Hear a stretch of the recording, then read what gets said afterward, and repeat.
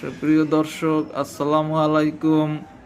আমি doctor HM Imran, homeo চিকিৎসক। Homeo চিকিৎসায় অনেক রোগের চিকিৎসা হয়: টিউমার, ক্যান্সার, হাঁপানি, শ্বাসকষ্ট, পাইলস।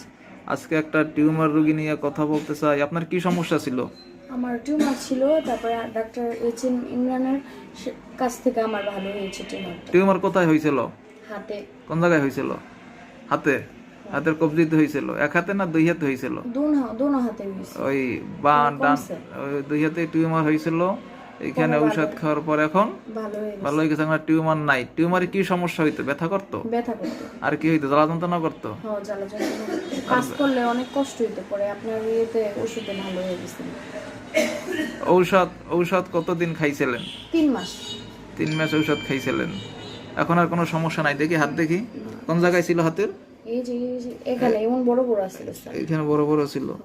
সব আমাদের অনেকেরই টিউমার হইলে অপারেশনের চিন্তা করি বা এইটা করি সেইটা করি, কিন্তু হোমিওপ্যাথি সঠিক ঔষধ পড়লে অতি অল্প সময়ের মধ্যে টিউমার ভালো হয়ে যায়। যেমন এই তার টিউমার এখন ভালো হয়ে গেছে, আর কোনো সমস্যা নাই। যদি আপনাদের এইরকম কোনো সমস্যা থাকে, টিউমার থাকে বা অন্য কোনো সমস্যা থাকে, টনসিল থাকে, তাহলে আপনারা হোমিও ঔষধ সেবন করতে পারেন। হোমিও ঔষধ সেবনে টিউমার ভালো হয় ইনশাআল্লাহ।